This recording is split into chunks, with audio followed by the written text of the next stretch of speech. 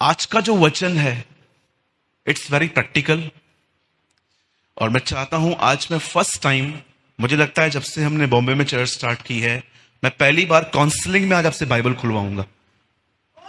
और आज मैं चाहता हूं इस हॉल में ये जो नन्हे बच्चे बैठे ना, बेटा तुम लोग भी ये सीख लो आज। ट्रस्ट मी, तुम्हारे पेपर्स खुदा लिखेगा। अब जो मैं कह रहा हूं,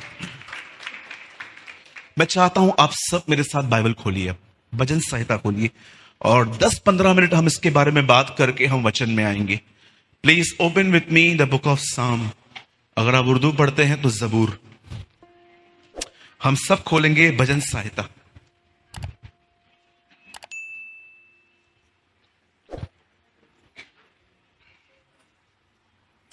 भजन संहिता 103, 103।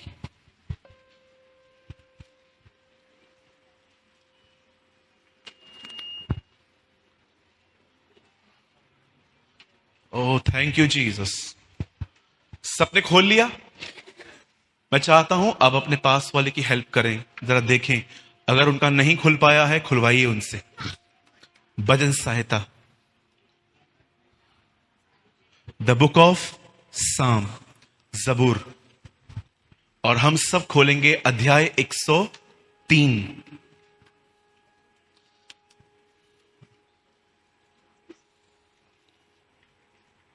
मैं आपके लिए एक वचन पढ़ रहा हूं, 103 का 7।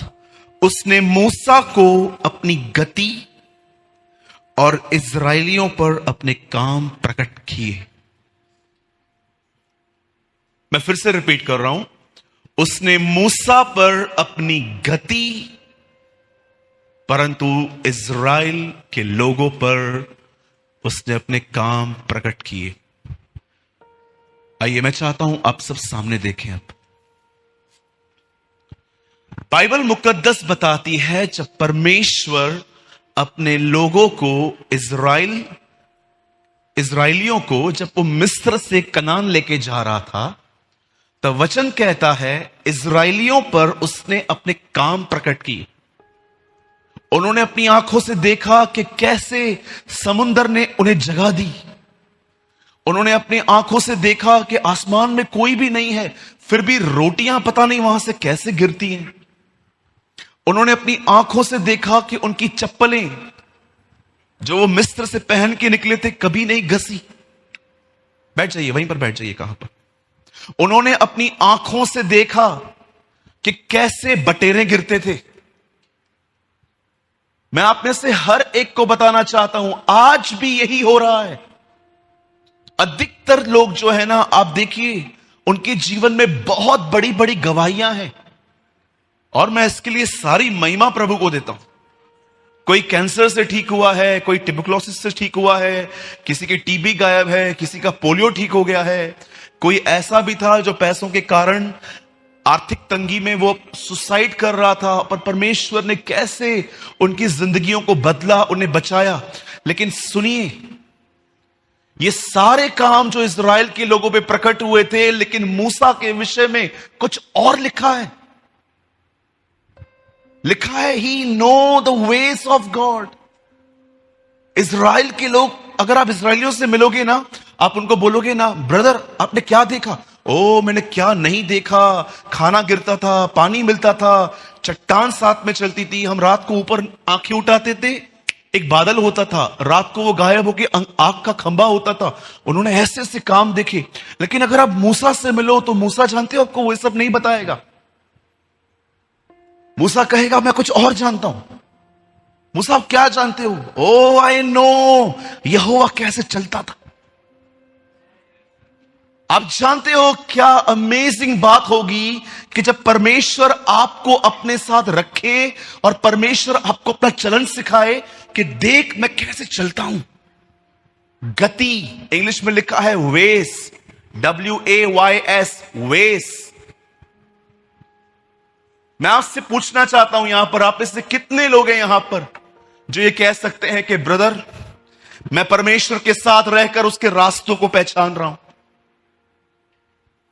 मैं देख रहा हूं कि वो कैसे मेरे आगे गया।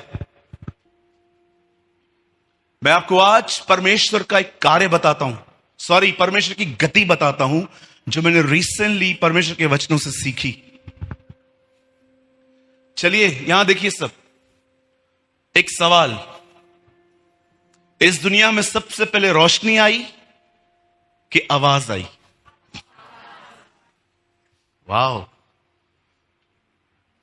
आप जानते हैं इस दुनिया में सबसे पहले रोशनी नहीं आई, इस दुनिया में सबसे पहले आवाज आई, लेट देयर बी लाइट, और लिखा है रोशनी हो गई। आप इससे कितने लोग ये बात जानते हैं? हम जो देखते हैं हम वो कहते हैं, परमेश्वर जो देखना चाहता है पहले वो कहता है। हम जो है ना, हम जो देखते हैं ना, ओ रिपोर्ट बेकार आई, ये प्रॉब्लम आया, वो प्रॉब्लम आया, हम जो देखते हैं ना वो हम कहते हैं। लेकिन ये परमेश्वर का रास्ता नहीं है। परमेश्वर सदैव जो देखना चाहता है वो कहता है। आप इससे कितने लोग हैं मुझे बताइए, आप कहने वाले व्यक्ति हैं। ऐसा लिखा है रोमन्स के चैप्टर में, जो बातें हैं ही नहीं उनका नाम ऐसे लेता है जैसे वो है। आप इससे कितने लोग हैं मुझे बताएं, यहां पर जो लोग यहां बैठे हुए हैं, आप कहने में माहिर हैं। अधिकतर लोग जो सोचते हैं, जो महसूस करते हैं, वो अपने मुंह से कहते हैं। लेकिन आप इससे कितने लोग ये बात जानते हैं, परमेश्वर ऐसा नहीं है। मैं रिसेंटली अपने जीवन में कुछ नेगेटिव कन्फेशंस कर रहा था और मुझे ऐसा लग रहा था ये नॉर्मल है, लेकिन मैंने खुद, प्रभु ने मुझे दिखाया, तेरे कन्फेशन में फेथ नहीं है, तेरे कन्फेशन में तेरी भावनाओं का जिक्र है, तू जो महसूस करता है तू वो कह रहा है, ये मेरी लैंग्वेज नहीं है सूरज। तब परमेश्वर ने मुझे एक दिन एक अद्भुत वचन दिखाया। मैं उत्पत्ति पढ़ रहा था और मैंने हर दिन ये बात पढ़ी वहां पर कि परमेश्वर के सामने कुछ भी नहीं था, पर जो वो देखना चाहता था वो कहता जा रहा था और चीजें एग्जिस्ट में आती जा रही थी। अगर हम उसकी संतान हैं, अगर हम ये कहते हैं कि यस वो हमारा पिता है, तो क्या आप अपने पिता के उस रास्तों को पहचानते हो कि वो कैसे आगे जाता है? यह यहेजकेल की किताब में प्रभु यहेजकेल से कहते हैं, हे मनुष्य के पुत्र, उठ भविष्यवाणी कर, देख उन सूखी हड्डियों को और अपने मुंह से बोल और उनमें मांस भर जाएगा। आप जानते हो ये एक भविष्यवाणी थी कि परमेश्वर ने मनुष्य के मुंह में रिस्टोरेशन दी है। आप में से बहुत सारे जो लोग हैं, जो वो देखते हैं, जो वो महसूस करते हैं, वो कहते हैं। मैं लास्ट वीक झारखंड में था, मुझे वहां पर कुछ फूड पॉइजन जैसी प्रॉब्लम हो गई। मैं बहुत बीमार पड़ गया वहां पर। पता नहीं क्या क्या ख्याल आ रहे थे मुझे, मैं कैसे मीटिंग लूंगा, इन लोगों ने लाखों रुपए खर्च किए हैं, अगर मैं इनको कॉल करके कह दूं कि आज मुझसे नहीं हो रहा है, आज का दिन मीटिंग पोस्टपोन करो, कल से शुरू करते हैं। ऐसे ख्याल आ गए, ऐसे ख्याल आ गए। अचानक प्रभु ने मुझे कहा, सूरज उठ। And you know I saw a vision. मैंने एक छोटा सा दर्शन देखा। उस दर्शन के अंदर मैं ऐसा फील कर रहा था कि परमेश्वर मुझे यहेजकेल का वो अध्याय दिखा रहे थे जब प्रभु ने उसे कहा, सूखी हड्डियों पे भविष्यवाणी कर। और मैं खड़ा हो गया और मैंने अपने बदन को बोलना चालू किया, नो, तुझे उठना है, काम करना है, तू यीशु के नाम से खड़ा हो जा। स्टैंड हो गया।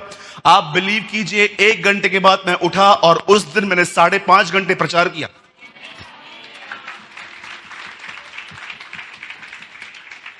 आइए आज मैं आपसे प्रैक्टिकल कुछ करवाना चाहता हूं। क्या देखना चाहते हैं आप? आज जो देखना चाहते हैं ना, आज आपको वो मुंह से बोलना है, यस। और मैं यीशु के नाम से कहता हूं, आने वाले दिनों में आप उसे पूर्ण होते देखोगे, यीशु मसीह नासरी के नाम से। Come on, प्रोफेसाई। आइए भविष्यवाणी करें। वेट, तालियां मत बजाइए। आज मैं चाहता हूं, ओ ब्रदर, भविष्यवाणी तो भविष्यवक्ता करते हैं ना, हम थोड़ी भविष्यवक्ता हैं। कुरिन्थियों की कलीसिया में एक भी भविष्यवक्ता नहीं था, लेकिन पौल कहता है तुम सब भविष्यवाणी कर सकते हो। हमें लगता है भविष्यवाणी जो है भविष्यवक्ता ही कर सकता है। कोई आएगा और आंखें बंद करेगा, सुपर नेचुरल आत्मा उसके ऊपर उतरेगा।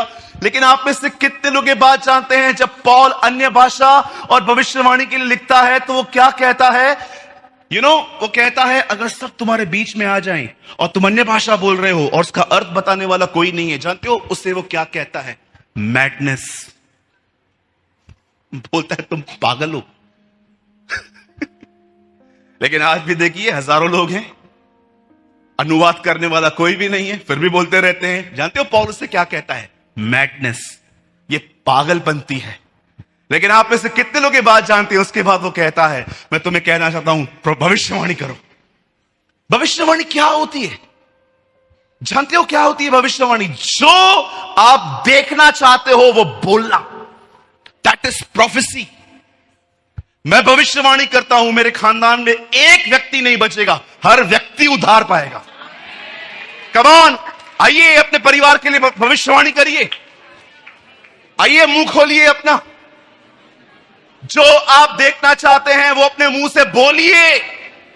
हे मनुष्य के पुत्र, भविष्यवाणी कर।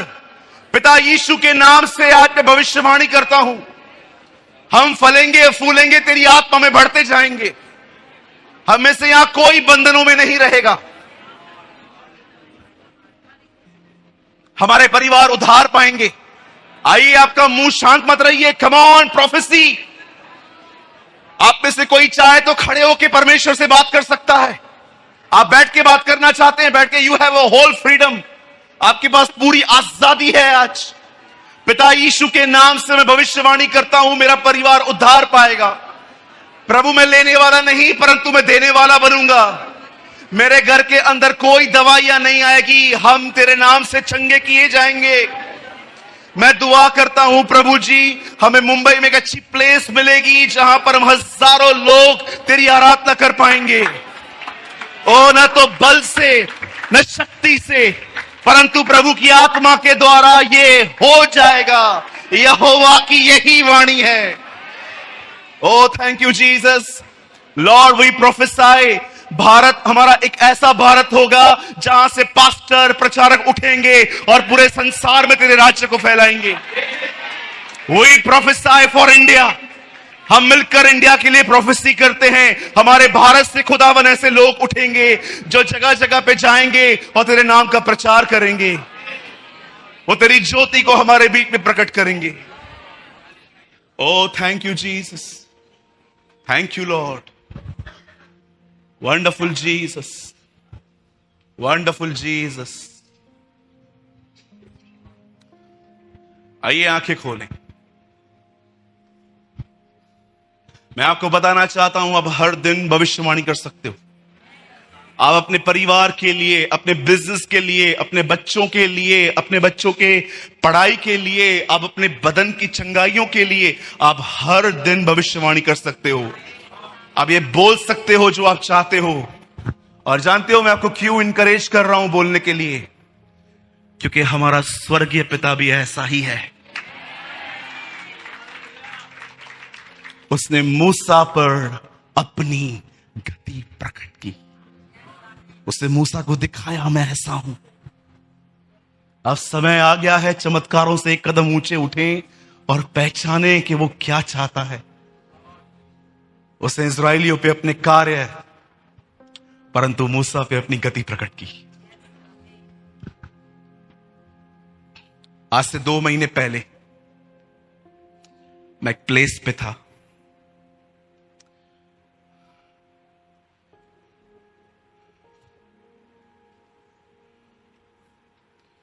ये प्लेस पंजाब के पास में है। मैं वहां पर एक बहन से मिला। उस बहन ने स्कार्फ पहना था पूरा, और उन्होंने मुझे एक थैली दी। आप जानते हो उस थैली में क्या था? आपको बताऊंगा, आप हैरान हो जाओगे। उस थैली में उसके बाल थे। उससे बोला भैया ये मेरी हालत है, मेरे बाल देखो कैसे हो गए। इतने बाल। मैंने बोला बहन ये कब से है? बोला 6 महीने में मैं ऐसी हो गई हूं। मैं स्कार्फ 24 आवर्स पहनती हूं, मैं सिर्फ रात को समय निकालती हूं। वो बहन इतनी परेशान थी बेचारी, वो कह रही थी ब्रदर आप बिलीव करेंगे मैं डिप्रेस हो गई हूं अपनी लाइफ में। मैं सिर्फ ऐसे कंघी घुमाती हूं, मेरे 20-25 बाल पूरे के पूरे जड़ से निकले हुए बाल मेरे हाथ में आ जाते। भाई मैं क्या करूं? तब मैंने कहा बहन याद रखना आपके बालों के लिए कुछ लिखा है, उससे तुम्हारे सर के बाल गिने। डोंट वरी बहन। और आप जानते हैं मैं वहां पर खड़ा हुआ, मैंने सिर्फ विश्वास से एक वचन कहा, प्रभु आपने कहा है ना हमारे शब्दों में जीवन है, रिस्टोरेशन है, हमारे शब्दों में प्रभु आत्मा है। मैं इस बहन के लिए प्रोक्लेम करता हूं कि इसके बाद इसके साथ ऐसा कुछ नहीं होगा। इस बहन को अच्छे बाल आएंगे, बहुत ही खूबसूरत बाल आएंगे, और ये बच्ची बहुत अच्छे परिवार में जाएगी। और मैं ये बोल के चला आया।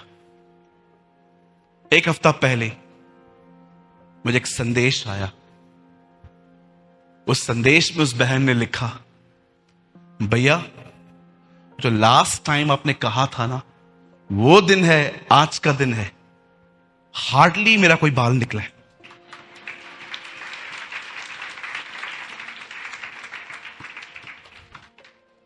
मेरी बहनों प्रॉब्लम सॉल्व। आप बहुत परेशान होते हैं ना, मैं दुआ करूं आपको प्रभु सिल्की बाल दे, जो विदाउट हेड एंड शोल्डर ये सब जो भी लगाते हैं उसके बगैर अच्छे हो जाएं। आप सोच सकते हो परमेश्वर ने आपके लिए कितना कुछ रखा है। मैं आपसे एक विनती करूं, आप लोगों से भी एक विनती करता हूं, आज ना एक चीज को तलाक दो कि मैं जो महसूस करता हूं ना मैं वो नहीं बोलूंगा, मैं वो बोलूंगा जो खुदावन के कलाम में लिखा है। ओ आपको मैं सच कहता हूं, आपके आस पास आपका माहौल बदलना शुरू हो जाएगा। मैं आपको एक बात बताना चाहता हूं, सुनिए। ये सारे भाई लोगों से आप मिलना, ये हमारे चर्च की एक गवाही है। जब हम उसके नाम के लिए खड़े होते हैं ना, उत्तर पूरब पश्चिम हर जगह से हमारे लिए सहायता आती। कई लोग कहते हैं ब्रदर आप बहुत डिफरेंट हो। आप गलत हो, हम डिफरेंट नहीं है, हमें सहायता मिलती है, हमें मदद मिलती है।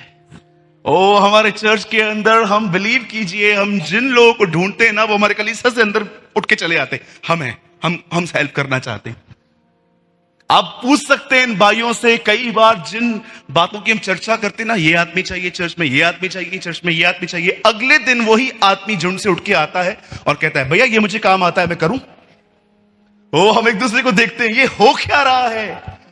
बाइबल बताती है तू मुझे आदर दे, मैं तुझे आदर दूंगा। आमीन। चलिए कितने लोग तैयार हैं आज के वचन के लिए? ओह थैंक यू जीसस। कितने लोग आज से, आप सब भविष्यवक्ता हो आज से? हाँ बोलो मेरे भाई बहनों, एक दूसरे को बोलो हम सब भविष्यवक्ता हैं। यस। अंताकिया की कलीसिया बन गई हमारी। अंताकिया में बहुत सारे प्रॉफिट्स थे। चलिए हम शुरू करते हैं आज का वचन। शायद बहुतों को अच्छा न लगे, वो तो कभी अच्छा लगता भी नहीं है मेरा, बट मैं बिलीव करता हूं उम्दा वचन है आज का। चलिए हम सब खोलेंगे आज बाइबल की किताब इफिसियों, एफिशियंस चैप्टर 5।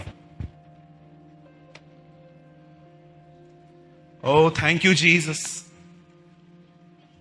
धन्यवाद यीशु।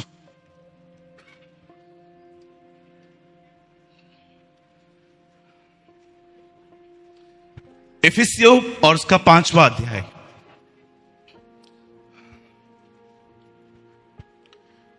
सबने खोल लिया? पक्का? ओके। ये प्रकाशित वाक्य के बाद आता है। हाँ थैंक यू थैंक यू। चलो मुझे खुशी हुई आप बाइबल पढ़ रहे हैं। चलिए बाजू वाले की हेल्प करिए, अगर नहीं मिल रहा है तो सर काका को दिखाइए, उनको भी, यस उनको भी खोल के दीजिए। एक दूसरे की सदैव मदद करते रहिए।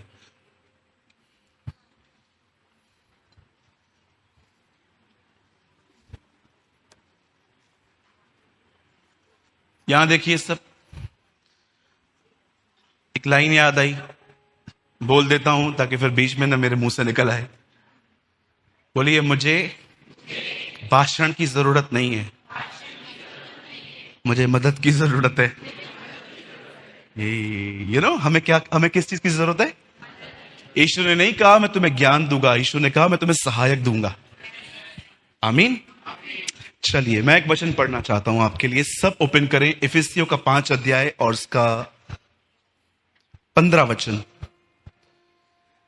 इसीलिए ध्यान से देखो कि कैसी चाल चलते हो, निर्बुद्धियों के समान नहीं, परंतु बुद्धिमानों के समान चलो। पर क्यों पॉल? आगे, अवसर को बहुमूल्य समझो क्योंकि दिन बुरे हैं। भाई 5-15 ठीक था ना, 16 पे क्यों गया तू? पहले कम दिन बुरे चल रहे हैं और भी बुरे चलेंगे। नहीं, मैं ये नहीं कहता। सुनिए, आपके जीवन में जब वचन का स्थान अनुभव, पास्टर, प्रचारक, मेरा फेवरेट प्रचारक सूरज प्रेमानिक तो कभी गलत हो ही नहीं सकता। आप जब परमेश्वर के वचन को, ये सारी बातें, ये सब जगह जो है, जो खुदा के कलाम की, जब आप इन चीजों को देते हो ना, वहीं से आप पीछे आना शुरू हो जाते हो। मैंने कई लोगों को देखा है, वो बाइबल पढ़ते पढ़ते पढ़ते पढ़ते कुछ पैसेजेस को इग्नोर करते हैं। उन्हें लगता है ये मेरे लिए नहीं है। समझिए, यीशु ने कहा मांगो तो तुम्हें दिया जाएगा, ये तो कंफर्म मेरे लिए है। लेकिन उसके बाद लिखा था वहां पर अपना क्रूस उठाओ, ये तो मेरे पास्टर के लिए है। क्रूस वो उठाए, हम क्यों उठाए? हम आ रहे हैं ना चर्च में। एक इग्नोर करने वाला मन। सुनिए, ध्यान दीजिए, परमेश्वर के किसी वचन को इग्नोर न करें। 3:17 मत्ती में लिखा है, उसने कहा यह मेरा प्रिय पुत्र है।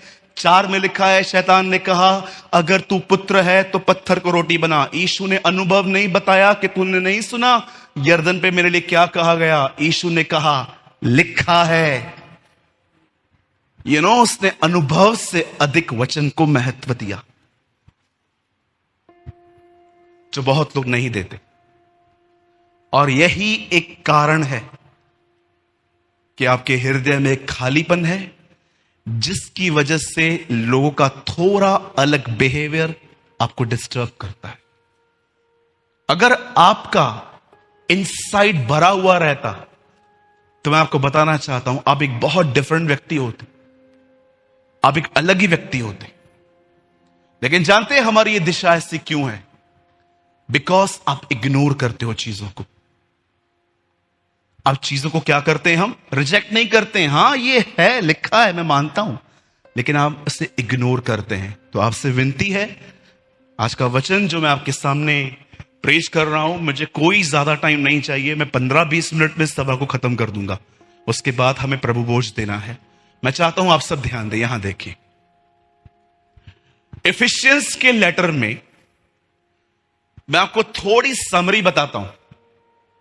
पहले के 3 अध्याय अगर आप पढ़ें तो पॉल उसमें बताता है कि तुम्हारे लिए खुदा ने क्या किया है। लेकिन अगर आप पीछे के 3 अध्याय पढ़ें तो वो आपको बताएगा कि खुदा में तुम्हें क्या करना है। अब आराम से पढ़िए, ये मैंने खुद रीड किया है, स्टडी की है। पहले के 3 अध्यायों में वो एक फाउंडेशन डालता है और दूसरे के 3 अध्यायों में वो आपके ऊपर सुपर स्ट्रक्चर रखता है। पहले के 3 अध्यायों में वो बताता है कि तुम मसीह में कौन हो, तुम्हारे लिए प्रभु ने क्या किया है। लेकिन लास्ट के 3 अध्यायों में वो कलीसिया के ऊपर एक महान जिम्मेदारी देता है, और उस जिम्मेदारी के अंदर वो एक बात कहता है कि तुम्हें ये बात देखनी चाहिए कि तुम्हारी चलन कैसी है, तुम्हारी चाल कैसी है। और वो उसके बाद कहता है be like a wise people, वो कहता है बुद्धिमानों के समान, जो वाइज लोग होते हैं ना उनके समान अपनी जिंदगी जियो। सुनिए, मैं आपको कुछ समझाना चाहता हूं।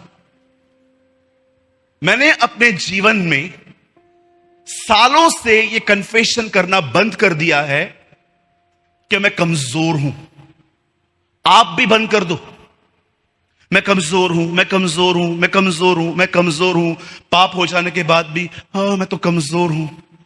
सुनिए, ये बात समझिए, जीवन के जिस भी क्षेत्र में आप असफल हो, इसीलिए नहीं हो क्योंकि आप कमजोर हो, पर इसीलिए हो क्योंकि आपको अनुग्रह नहीं मिला है। मैं फिर से कहूं, अगर आपसे रोज एक ही गुनाह होता है या कुछ चीजें ऐसी हैं आपके जीवन में जो ठीक नहीं हो रही हैं, स्पेशली हमारा स्वभाव, आप जानते हो स्वभाव सबसे बड़ी प्रॉब्लम है आज। याद रखिए, अगर आप ये कहोगे ना कि आप कमजोर हो तो आपको कभी अनुग्रह नहीं मिल पाएगा। सब कमजोर हैं। यहां पर कौन बैठा है? यीशु ने कहा शरीर कमजोर है, आत्मा बलवंत है, आत्मा तैयार है। यीशु ने कहा एवरीवन इज वीक। कई बार हम लोग क्या बोलते हैं अपने आप को, मैं तो तुच्छ हूं, मैं तो कमजोर हूं, मुझसे तो होता नहीं है। नो, ये सारे कन्फेशंस चेंज करो और जानो कि मैं कमजोर इसीलिए हूं क्योंकि मुझे अनुग्रह नहीं मिल पाया है। क्यों मुझे अनुग्रह नहीं मिल पाया है? आज मैं उसका कारण आपको बताना चाहता हूं। क्यों परमेश्वर ने कुछ जगहों पे आपके ऊपर हाथ रखना बंद कर दिया है? क्यों खुदावन आप में से कुछ लोगों की सहायता नहीं कर पाता? क्यों ऐसी जगहें हैं बाइबल के अंदर जहां पर लोगों के उन क्षेत्रों को प्रभु छू नहीं पाता? आप जानते हो एक दिन क्या हुआ? बाइबल मुकद्दस कहती है एक समय था, याकूब की दो बीवियां थी, जिसका एक का नाम था लिया और एक का नाम था राहेल। और मैं आपको बताना चाहता हूं, लिया से उससे बहुत बच्चे पैदा हुए, लेकिन राहेल से जो उसको पहला बेटा पैदा हुआ उसका नाम था यूसुफ। इसीलिए आप देखिए, सबसे अधिक वो यूसुफ से प्यार करता था क्योंकि वो उसकी फेवरेट वाइफ का पहला बच्चा था। वो उसे बहुत प्यार करता था, उसके लिए कपड़े अलग से बनाता था। इवन कभी कभी आप देखिए भाइयों के साथ फील्ड पे वो उसको काम पे भी नहीं भेजता था, अपने करीब रख देता था। और अमेजिंग बात यह भी थी कि एक घर के अंदर 12 लड़के थे, 12 को सेम शिक्षा मिली, लेकिन गंभीरता से एक नहीं ली, और वो यूसुफ था। बाकी आप देखो उन 11 का स्वभाव कैसा था। आप जानते हो यूसुफ एक स्वप्नदर्शी था। वो एक ऐसा व्यक्ति था जो सपने देखता था। और ये जो सपने आजकल आप देखते हो ना, वो सपने नहीं, वो ऐसे सपने देखता था जो खुदा की। आज हमारे पास जो सपने आते हैं 80% तो आप देखो हमारे ही होते।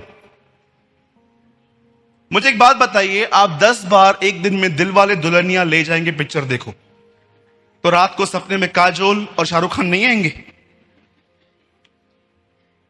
मेरे एक दोस्त हैं, वो बैंक में कैशियर हैं। उनकी जो बहन है, उनकी जो वाइफ है, जो मेरी बहन है, वो मुझे कभी भी कॉल करती है ना, बोलती है आपके भैया रात को भी नींद से उठ के कहते हैं 500 वाली घड़ी तो दे, 1000 वाली दे। सबकॉन्शियस में आ जाती हैं चीजें, फिर वो ड्रीम्स में, विजन्स में कन्वर्ट होती रहती हैं। आप जानते हो आपको कैसे पता चलेगा कि कोई सपना मुझे आया है? तो मैं कैसे जानूं कि खुदा ने दिया है? प्रभु से कहिए इसे दोबारा दे। क्या कहेंगे खुदा से? इसे दोबारा दे मुझे। कई सारे जो लोग हैं ना, एक बार एक सपने को देख के उनको लगता है कि यार ये मेरा है। जी नहीं। आपको पता है यूसुफ को एक सपना 2 बार आया था, एक ही मीनिंग अलग अलग तरीके से आया। वचन कहता है उसने एक सपना देखा और आगे चल के आप जानते हो वो फुलफिल हुआ। वो सपने देखता था और परमेश्वर उसको सपनों का अर्थ भी बताया करता था। एक दिन यही लड़का हालातों के कारण, बाइबल बताती है, जेल में बंद हुआ। और जेल के अंदर उस समय जो राजा जो रेन कर रहा था उसका नाम था फिरौन। और उसने एक दर्शन देखा, उसने एक सपन देखा। जानते हो उस सपने में क्या देखा? पतली भैंसे मोटी भैंसों को खा रही है। जब उसने ये देखा तो उसको एक बात पता चली, जेल में एक लड़का बंद है और ये लड़का इन चीजों का अर्थ बता सकता है। उसे जेल से बाहर निकाला गया, उसके सामने खड़ा किया गया, उसे सब कुछ बताया गया और यूसुफ ने उसे एक झटके में बताया, ये अकाल के समय के लिए है। यूसुफ ने उसे बताया 7 पतली भैंसों को मोटी भैंसें खा रही हैं, इसका अर्थ है अब आने वाले 7 साल भरपूरी के साल हैं, उसके जो 7 साल हैं उसके बाद अकाल शुरू हो जाएगा। उसे उसको बताया। क्या आप इस बात को जानते हैं? जब फिरौन ने उसके इस बुद्धि को देखा, जब देखा कि यह परम प्रधान की आत्मा से बातें करता है, तब उसने एक जगह दी कि एक काम कर, बटोरने का काम तू शुरू कर। और बाइबल बताती है वो वहां का मंत्री बना। अपनी पत्नी को छोड़, बाइबल बताती है उसने उसके जीवन में हर बात दे दी कि तू सब चीजों का अधिकारी है। और ये लड़का पावर में आ गया, ये लड़का एक पोजीशन पे आ गया। और जानते हो 7 साल तक इस लड़के ने हर जगह से अनाज खरीदा और मिस्र में जमा करते गया, करते गया, करते गया, करते गया। और उसके 7 साल के बाद यही अनाज जो उसने जमा किया था वो लोगों में बांटता रहा, बांटता रहा, बांटता रहा। मैं आप में से हर एक को एक बात कहना चाहता हूं, बड़े ध्यान से सुनिएगा। जिस व्यक्ति ने अपने अकाल में नहीं बटोरा, वो व्यक्ति कभी अपनी भरपूरी नहीं देख सकता। आप जानते हो जीवन में बहुत सारी चीजें ऐसी हैं, जब आप करोगे आपको कुछ समझ में नहीं आएगा, कोई फल नहीं मिलेगा, लेकिन कुछ समय के बाद आपको पता चलेगा कि ये फल इसी वजह से है क्योंकि जो मैंने पहले मेहनत की थी। आज जानते हो बहुतों के पास क्यों कुछ नहीं है, क्यों परमेश्वर का अनुग्रह नहीं है? क्योंकि उसका एक मुख्य कारण है, उन्होंने अपने कंगाली के समय कुछ नहीं बटोरा। एक दिन यीशु यरूशलेम को देख के जानते क्या कहते हैं? हे यरूशलेम, हे यरूशलेम, तू नबियों को मार डालता है। कितनी बार मैंने चाहा कि तूने संभाले, लेकिन तूने नहीं चाहा। देख, तेरा घर उजाड़ छोड़ा जा रहा है। और उसका कारण यह है, तूने अपने अनुग्रह के समय को नहीं जाना। रीड इट, पढ़िए आराम से। आप जानते हो आप में से बहुतों के जीवन में जब आप सिन में गिर जाते हो, एक पाप जो हम सब करते हैं, मुझे पकड़ के यहां पर कभी कभी देखा है हमारे मुंह से कैसे गुस्सा हो जाते हैं। कई बार आपने देखा है हम कितना गलत बातें करते हैं लोगों के लिए। कभी आपने सोचा कि आपको परमेश्वर ने अनुग्रह क्यों नहीं दिया? क्यों परमेश्वर ने आपको ग्रेस नहीं दी? जानते हो क्यों? क्योंकि जब उसे बटोरने का समय था उस टाइम पे आप मोबाइल यूज कर रहे थे। आज मैंने बहुतों को देखा है, यहां देखिए सब, मैं आपका अधिक समय नहीं लूंगा। मैंने बहुतों को देखा है एक एंडलेस साइकिल में घूमते रहते हैं, रोज गुनाह, सुबह उठ के माफी, फिर शाम को दोपहर को गालियां, फिर रात को माफी, फिर वही, फिर वही, फिर वही, फिर वही, फिर वही। मैं प्रभु को कहता हूं, प्रभु ये साइकिल बंद क्यों नहीं हो रही है? आखिर कारण क्या है? जानते हो प्रभु मुझे क्या कहता है? सूरज, इस बंदे को मैंने हर तरह से आराम दिया है ताकि इसके जीवन के 4-5 घंटे ये बिल्कुल फ्री रहे और मुझसे बात करे। और जानते हो उन दिनों में ये लड़का क्या करता है? फोन लेके बैठा रहता है। यही कारण होता है कि जब समय आता है अनुग्रह का, इसके पास अनुग्रह नहीं होता। एक दिन मैंने कहां पर नाश्ता ऑर्डर किया तो मैंने उनको कहा थोड़ी सी टोमेटो केचप मिल सकती है। आपको पता है ना कुछ जगहों पे अभी सैचे स्टार्ट हुए। पहले एक रेड कलर की बॉटल आती थी पूरी, जिसे वो प्रेस करते थे, बाहर आती थी। वो लेकर आए और उन्होंने उसे पीछे से पकड़ी और जैसे उन्होंने दबाई वो पूरी सॉस यहां पर। आप बिलीव करो, मैंने उसको ऐसा चिल्लाया, ऐसा चिल्लाया, वो लड़का लास्ट तक बाहर नहीं आया। उसका बॉस बोल रहा था जा दूसरा देख के आ। बोलता था दूसरा, ये लाल कलर इधर से निकाला है, ये मेरा इधर से निकालेगा अभी। मैंने उसको इतना चिल्लाया, अरे अकल नहीं है, पूरा पैंट खराब कर दिया, किधर जा रहा था मैं, अब कौन जाएगा चेंज करने के लिए, दिमाग नहीं है, कैसे लोगों को रखते हो, पागल हो क्या, तू भी पागल, ये भी पागल। इतना चिल्लाया मैंने, और लास्ट में जब मैं वहां से हटा, मैं प्रभु से कह रहा था, प्रभु ये मैं था यार, मुझे बिलीव नहीं हो रहा है, मैं इतना रूड हूं, एक इतनी सी छोटी बात, केचप गिर गई यार, घर जाके चेंज करके आता, वो गरीब पे कितना चिल्लाया मैंने। और लास्ट में भी जब मैं जा रहा था ना, जानते हो वो लड़का चुपचाप से वहां खड़ा था बेचारा, से मुंडी नीचे करके, और मैंने उसको जाते जाते भी चिल्लाया, मैंने कहा अक्ल नहीं है, थोड़ा पढ़ लिख लिया करो। मेरा पैंट पूरा खराब हो गया था, मैं जब गाड़ी चला रहा था ना, मैं इतना अशांत था, मुझे ऐसा लग रहा था कि प्रभु मैं डीमन पसेस तो नहीं हूं यार, ये मैं कैसे हो सकता हूं, मैं इतनी सी छोटी सी बात को लेके किसी पे इतना गर्म कैसे हो सकता हूं, मुझे क्यों नहीं रोका तूने, तुझसे बिलाम ने कहा मैं जाऊं, तूने कहा नहीं, फिर से पूछा, तूने कहा जा, और तीसरी बार जब वो निकलने पे था, फिर भी तूने स्वर्गदूत भेजा उसे रोकने के लिए।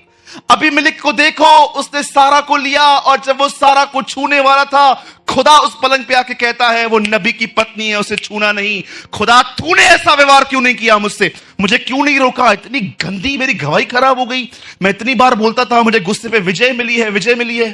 जानते हो मुझे परमेश्वर ने क्या कहा, तुझे पता है मैंने तुझे क्यों नहीं रोका, क्यों, तुझे अनुग्रह नहीं मिला मेरा। यूसुफ ने 7 साल अपने कमी में बटोरा, और उसके बाद तब एंजॉय किया जब किसके पास कुछ भी नहीं था। मेरे भाइयों मेरी बहनों, जीवन में एक समय आता है जब परमेश्वर आपको चारों तरफ से विश्राम देता है, काम परिवार से, ताकि वो समय रिलैक्स होके आप उसे दो। आपको लगता होगा क्या बाइबल, क्या प्रेयर, लेकिन आप जानते हो खुदा से बात करते करते आपका उससे संबंध बनता है, और वही संबंध आपको उन बातों में जब आप गिरने वाले थे उठा के रखता है।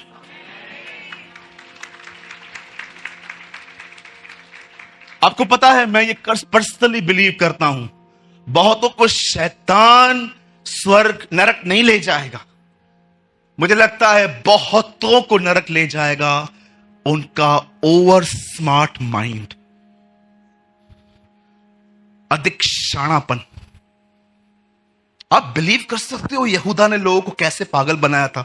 यीशु कहता है ये टुकड़ा मैं जिसको दाखरस में डुबो के दूं वही मेरा पकड़वाने वाला है। यीशु सबके सामने टुकड़ा दे रहा है, आप बिलीव कर सकते, तो भी उसे कोई नहीं पहचान पाया।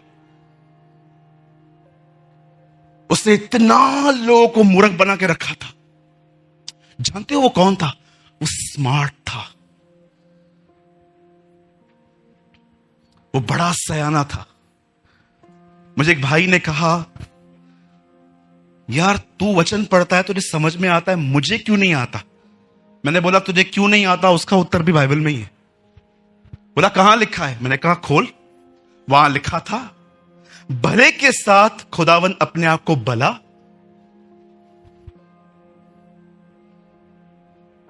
भले के साथ वो अपने आप को भला, खरे के साथ वो अपने आप को खरा दिखाता है, और उसके बाद लिखा है चतुर के सामने वो अपने आप को ट्विस्ट करता है। तो शाना है ना, अब मैं तुझे दिखाता हूं मैं कौन हूं। यू नो वो अपने आप को ट्विस्ट करता है, इसलिए लिखा है सीधे मन वालों के लिए यहोवा भला है। जो सीधे मन के हैं, आपको पता है, मैं आपको बिलीव, आप ट्रस्ट कीजिए, मैं अपने पूरे हृदय से विश्वास करता हूं बहुत सारे लोग जो हैं वो नरक में शैतान की वजह से नहीं, अधिक अपने स्मार्टनेस की वजह से जाएंगे। उन्हें लगता है मेरे रास्ते खुदा के रास्तों से बढ़कर हैं।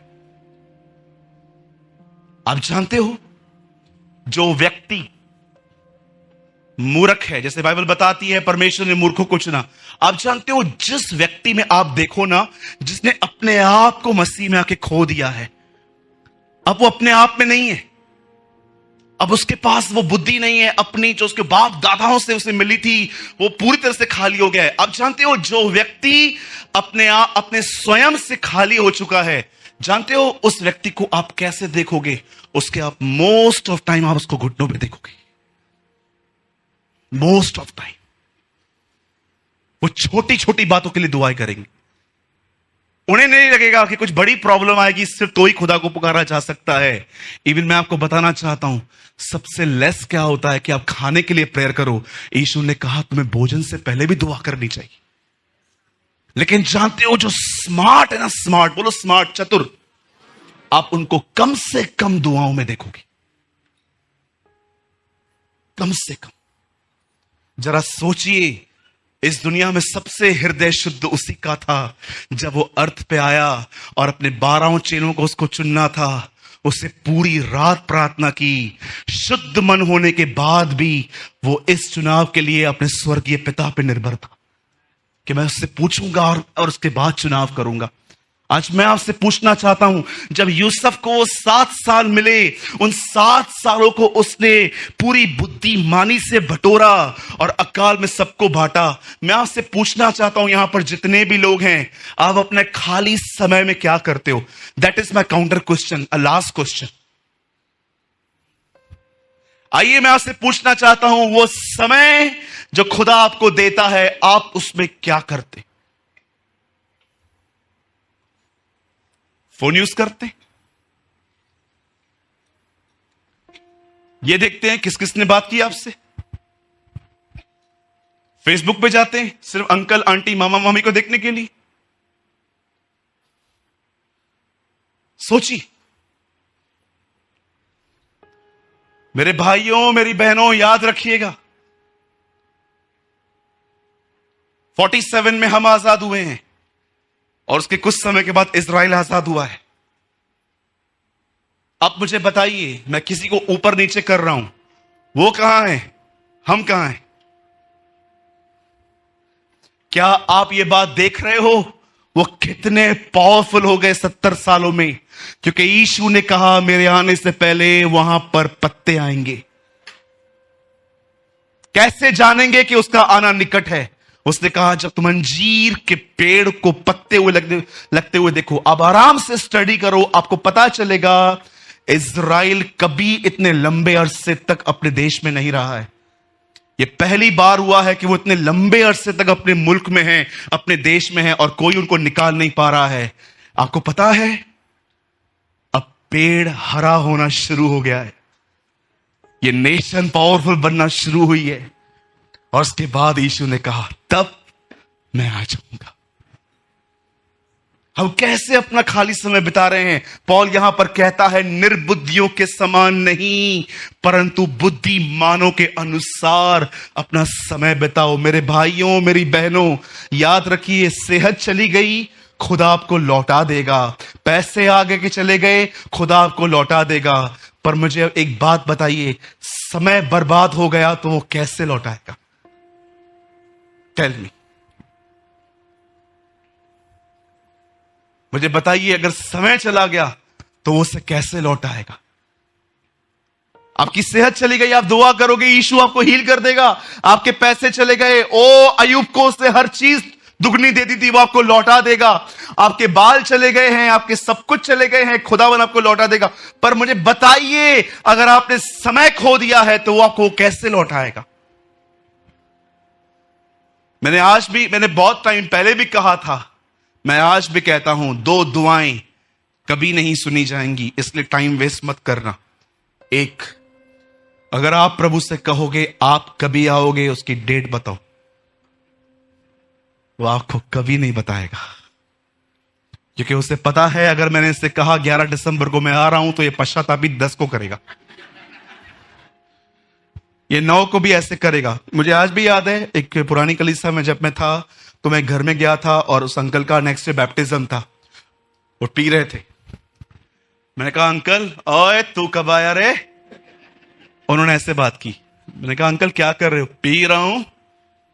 मैंने बोला अंकल कल आपका बपतिस्मा है। ओ इसलिए तो पी रहा हूं, कल से तो तूने बोला है कुछ पीने को मिलेगा नहीं, आज ही पी लेने दे। मैंने उस दिन समझा ये भी खतरनाक मेंटालिटी है। प्रभु का धन्यवाद, उसने कुछ चीजों को छुपा के रखा है हमसे। मैं बिलीव करता हूं अगर आज प्रभु कहते ना मैं 10 दिसंबर को 11 दिसंबर को आने वाला हूं, सब बेवड़े 8 तारीख को पश्चाताप करेंगे, पी के खा के गोवा खा के सब करके लास्ट में वो लास्ट डे पे आएंगे और कहेंगे वो चोर को 2 घंटा पहले तो उठाया था, मेरे को 1 दिन पहले उठा। क्रिश्चियंस को स्क्रिप्चर्स हैं जबरदस्त। हाँ, बहुत सारे भाई बहन लड़के लड़कियां ब्रेकअप भी 8 तारीख को करेंगे बॉयफ्रेंड से। चल जानू, जान निकालने वाला आ रहा है, छोड़ दे अभी। हाँ, प्रभु कह दे 10 दिसंबर को आ रहा हूं, 8-9 को मैसेज करेंगे, जानू जान निकालने वाला आ रहा है। चॉकलेट डे, रोज डे, सारी डे, जितने भी डेज मनाए हैं, अब जजमेंट डे पे सबका हिसाब दे। हाँ, एक दुआ वो कभी नहीं सुनेगा, वो ये कि आप उसे कहो आप कभी आओगे, वो आपको कभी नहीं बताएगा। वो लिमिटेड होके आया था। एक स्त्री ने छुआ और पीछे देख के कहता है किसने मुझे छुआ, उसे नहीं पता चला। वो एक अंजीर के पेड़ में फल ढूंढने गया, उसे नहीं पता था। लोग उससे पूछते थे तेरा आना कब है, वो कहता था मुझे नहीं पता। वो लिमिटेशंस में आया। और दूसरी दुआ जो आपको कभी उसका उत्तर नहीं देगा वो ये है, आप उससे कहो 2021 मुझे लौटा दे। सर्वशक्तिमान प्रभु परमेश्वर, आकाश और पृथ्वी का मालिक, इब्राहिम, इसहाक और याकूब का खुदा आपको समय नहीं लौटा पाएगा। कौन सा जो गया सो गया। आप जानते हैं इस समय मेरे लिए सबसे महत्वपूर्ण चीज क्या है? टाइम। आपने कभी देखा था आपका पास्टर कभी इतना बिजी था जितना मैं अभी 6 महीने में हुआ? मुझे परमेश्वर ने कहा दौड़, जितना दौड़ सकता है दौड़। मैंने कहा क्यों प्रभु? क्योंकि समय निकट है। Time is near. आप जानते हैं कभी कभी मैं प्रभु से क्या कहता हूं? प्रभु नए को छोड़, जो पुराने हैं उनको ही तैयार कर। इतना समय करीब है। मैं अपने संदेश को बंद कर रहा हूं। परमेश्वर ने फिरौन को एक विजन दिया, एक ड्रीम दिया। तू चाहता है तेरी भरपूरी में, तेरे अकाल में तेरे पास सब कुछ हो, तो एक काम कर, अपने अकाल में सब ले ले। मेरे भाइयों, मेरी बहनों, याद रखिए जीवन में एक समय ऐसा आता है जब हम गिरने ही वाले होते हैं। वहां पर हमें परमेश्वर का अनुग्रह चाहिए रहता है। नहीं तो ये गलतियां गलतियां गलतियां गलतियां खत्म करती जाएंगी हमें। मैं आपको बताना चाहता हूं, एक जीवन में एक समय आता है जब परमेश्वर आपको हर तरह से विश्राम देते हैं। आपको फाइनेंशियली विश्राम देते हैं, हेल्थ में विश्राम देते हैं, आपके साथ ऐसे लोगों को खड़ा कर देते हैं जो आपको सपोर्ट करते हैं। आप जानते हो ये क्यों होता है आपके साथ? आपको लगता है oh I am enjoying blessings of God, मैं प्रभु की आशीष को एंजॉय कर रहा हूं। मेरे भाइयों, मेरी बहनों, याद रखिए परमेश्वर ने आपको विश्राम इसलिए दिया है ताकि आप उसके और करीब जा सको। और वहां पर जाके हम अनुग्रह पर अनुग्रह पाते हैं, हम ग्रेस टू ग्रेस पाते हैं। और उसके बाद मैं आपको सच कहता हूं, 1000 लोग आपके साथ अनफेयर करें, आप एक ही बात खड़े होकर कहोगे मुझे किसी से कोई शिकायत नहीं। God bless you. Oh, I pray you will read this type of life. मेरी दुआ है कि आप सब इस जीवन पे पहुंचे जहां पर आप ये कह सकें भाई ट्रस्ट मी, मुझे किसी से कोई शिकायत नहीं, सब मेरे भाई और मेरी बहनें हैं, खुदावन मुझसे ऊंचाई ने उठाई। ये लास्ट वर्ड्स है उस लड़के के, अपने 11 भाइयों के सामने खड़े होके वो कहता है तुमने नहीं परंतु परमेश्वर ने मुझे यहां भेजा। हम बहुत बोलते हैं ना, हम सोचते हैं ना कि परमेश्वर यूसुफ से प्यार करता था। आप में से कितने लोग ये बात जानते हैं परमेश्वर यूसुफ से अधिक उसके भाइयों से प्यार करता था? मुझे यहां भेजा गया ताकि तुम्हारे प्राण बचे। यीशु ने कहा मैं एक भेड़ के लिए 99 को अलग करता हूं। आप में से कितने लोग ये बात जानते हैं? वो बाप गुमराह पुत्र से जो उसके जो चला गया, आप जानते हो बड़े से लेके वो छोटे से प्यार करता था। क्या बाप है ना।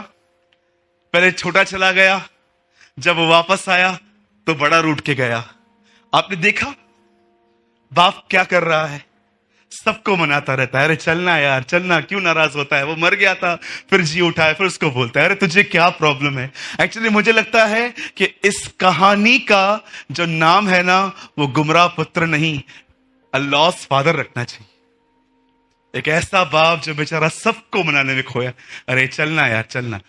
प्रभु उसने गलत किया, मैंने क्या किया, या मैं क्या करता हूं तुझे यार, मैंने कुछ बोला तुझे। मेरे भाइयों मेरी बहनों, समय बड़ा महत्वपूर्ण है, इसे गवाओ मत। मैं बंद करने से पहले 1 मिनट की एक छोटी सी कहानी बता के खत्म कर रहा हूं। एक छोटा सा बच्चा था, रोज स्कूल जाता था। एक दिन जब वो रास्ते से आ रहा था तो उसे कुछ पत्थर मिले जो बड़े चमक रहे थे। उसे वो सारे पत्थर हाथ में लिए और दरिया पे बैठ के एक एक पत्थर को फेंकने लगा। और जो वो छोटे से पत्थर जब पानी में गिर रहे थे ना, बड़ी ऐसे आवाजें आ रही थी, बड़ा मजा आ रहा था उसको ये आवाज सुनने में। सब फेंकते गया, घर आया। उसके पिताजी की हैबिट थी उसकी नोटबुक को रोज चेक करने की। जब उसने नोटबुक के लिए उसका बैग खोला तो उसमें क्या देखा कि 2-3 पत्थर पड़े थे। उसके बाप ने देखा, अरे ये इधर आ। वो आया, ये किधर मिला, वहां पर बहुत पड़े थे, किधर है, सब फेंक दिए। देखो पता है ये क्या है, अरे हीरे, ये कहां किए। अब मुझे क्या पता ये हीरे हैं, मैंने तो फेंक दिए। जब एक कहानी पढ़ रहा था मैंने समझा समय हीरा है, हम उसे पानी में फेंक रहे हैं। कितने लोग हैं यहां पर, मुझे बताइए, आपके सोने में कुछ आपका डिसिप्लिन बना है इन दिनों में? हाँ, कुछ लोग तो देखो तो ऐसा लगता है इनका जन्म ही सोने के लिए हुआ है। इतना सोएंगे इतना सोएंगे। मुझे बताइए कैसे आप समय बिता रहे हैं? ओ सालों हो गए, 4.5-5 घंटे से ज्यादा नहीं सोया हूं मैं बाहर जाता हूं तो 3 घंटे सोता हूं, क्योंकि मुझे पता है मुझे समय मिला है। जरा सोचो, आई एम सॉरी, मैं आपको कंडेम नहीं कर रहा हूं जो ओल्ड एज के हैं, जिनकी उम्र 50, 55, 60 के ऊपर है। जरा सोचो, अगर आपने एक ऐसा जीवन जिया है जिसमें आपने पूरा जीवन अपनी चलाई और अब आपका जीवन थोड़ा ही बचा है, आप समझ सकते हो ये गिल्ट कितनी गंदी चीज है। पर सोचो उस जवान से जिसने 19-20 में अपना जीवन खुदा को दिया है और वो खुदा की मर्जी से चलता है। जरा सोचो आपकी मृत्यु का समय आएगा तो आप में कितनी संतुष्टि होगी कि मैंने अपना जीवन बर्बाद नहीं किया, वो मैंने अपने स्वर्गीय पिता के लिए जिया। तो ब्रदर, मैं जो ओल्ड हूं, मैं गया एक बारी में, एक डाक की बारी लगाई गई। एक बैच 1 बजे की थी, एक 3 की थी, एक 5 बजे की थी। कितने लोग ये बिलीव करते हैं कि आप 5 बजे में आए हो? यस, हम आए हैं। क्या बोलना चाहते हो भाई? 1 घंटा अब भी बाकी है। उठो, खुदा के लिए कुछ करो, उसके लिए कुछ करो। अपने समय को फोन और व्यर्थ बातों में, गॉसिप में मत बिताओ। Go and spend your time with Jesus. अपना समय खुदा को दो। यही चीज आपके ऊपर अनुग्रह ले आएगी, यही चीज आपके ऊपर दया लेके आएगी, यही चीज आपको दूसरों से ऊंचा उठाएगी, यही वो चीज होगी जो आपको यीशु की तरह बना देगी। जब आप उसके साथ रहते हो, याद रखो मेरे भाइयों बहनों, आप एक व्यक्ति के साथ नहीं हो, सिर्फ आप अनुग्रह के साथ हो और उसी में वो फ्लो होता है, उसी में वो फ्लो होता है। अगर आप में से कोई भी जिसे ऐसा लग रहा है कि yes brother, I am wasting my too much time, मैं अपना बहुत समय बर्बाद करता हूं, मैं आपसे कहना चाहता हूं आज इस हॉल में आज परमेश्वर के साथ कोई वाचा बांधिए, उसे कहिए प्रभु मुझे बुद्धि दे कि मैं अपना समय व्यर्थ बातों में न गवाऊं। ये आखिरी समय है, मैं जानता हूं तू आ रहा है, अब मुझे सीरियस कर प्रभु, मेरे ठंडेपन को निकाल मेरे अंदर से। आइए अपनी आंखें बंद करें। ओ जीसस, ओ जीसस, प्रभु यीशु मुझे माफ करिए। आइए उससे बात करिए। अगर आपको लगता है कि हां ब्रदर ये वचन मेरे लिए था, मैं ओवर स्मार्ट हूं, मैं अपने आप को बहुत सयाना समझता हूं, समझती हूं, मैं अपना समय बर्बाद करता हूं, खुदा यही कारण है तू मुझे